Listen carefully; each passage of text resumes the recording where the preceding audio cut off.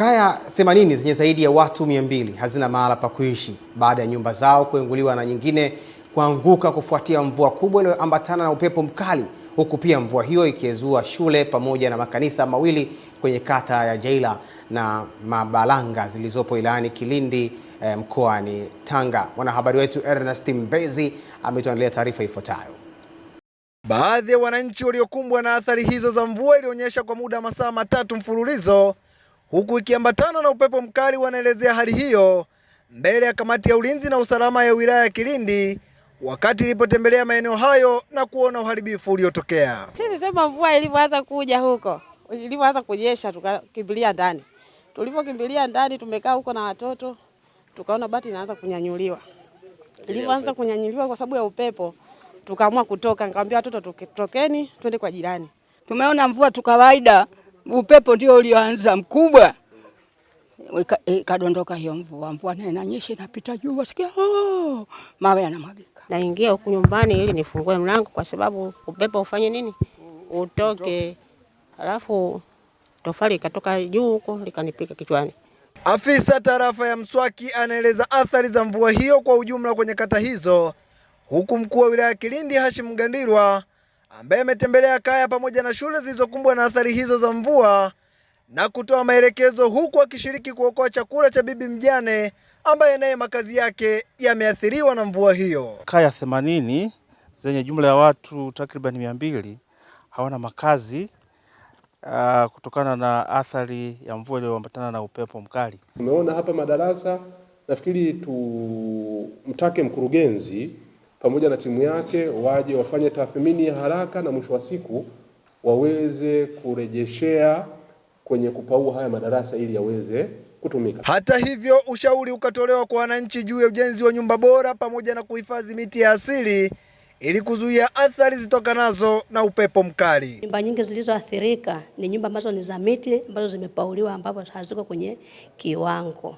Tunatoa tu tahadhari kwa wananchi wazingatie ujenzi ulio mzuri hasa wakati wa kupaua. Moja la kuhakikisha ni kenchi lazima ziwe imara. Mimi ni Ernest Mbezi, Channel 10. Wachimbaji wadogo wa madini ya dhahabu na nickel katika migodi ya Likofia na Dangote iliyopo Nanjirinji wilayani Kilwa mkoani Lindi wameiomba serikali kuwapelekea huduma za umeme ili kurahisisha shughuli za uchimbaji na hivyo kupunguza matumizi makubwa ya mafuta ya diesel na petroli ambayo ni ghali na yanapunguza uzalishaji. Mwanahabari wetu Ahmed Nandonde ameandaa taarifa ifuatayo. Wakizungumza na mkuu wa mkoa wa Lindi Bi Zainab Tela, wachimbaji hao wamesema wamekuwa wakitumia nishati ya mafuta kuendesha mitambo ya uchimbaji, hali ambayo imekuwa ikiongeza gharama za uendeshaji kuliko faida wanayopata, huku wakisisitiza kuwa endapo watapatiwa umeme wa uhakika utasaidia kuimarisha usalama kazini pamoja na kuongeza uzalishaji wenye tija kwa kutumia teknolojia za kisasa. Sisi tunahitaji umeme. Kama ulivyoona tunatumia dizeli. Dizeli ina gharama kubwa. Na mgodi wetu unaelekea ni wa kudumu.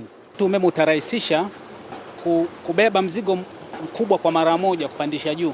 Maanake kama uzalishaji unapanuka, unakuwa, unapata kitu kikubwa kwa muda mfupi. Anapokuja mkuu wa mkoa na mheshimiwa mkuu wa wilaya, matatizo yetu yote ambayo sisi tunayaomba kwao wanakuwa wao wameyaona katika uhalisia, sio tu kwenye makaratasi. Tunashukuru sana. Akijibu ombi hilo, mkuu wa mkoa wa Lindi Bi Zainab Tela alifanya ziara ya kukagua shughuli za uchimbaji. Amesema serikali imeanza mchakato wa kupeleka umeme katika mgodi huo, ikiwemo kuweka mazingira rafiki ya kufanya kazi ili kukuza sekta madini na hivyo kuwainua wachimbaji kiuchumi, ikiwemo kuongeza pato la taifa. Tumemwambia meneja wa mkoa awalete watu wa Ruangwa na una uhakika wamekuja ili wapime waone namna gani mnaweza kupata umeme.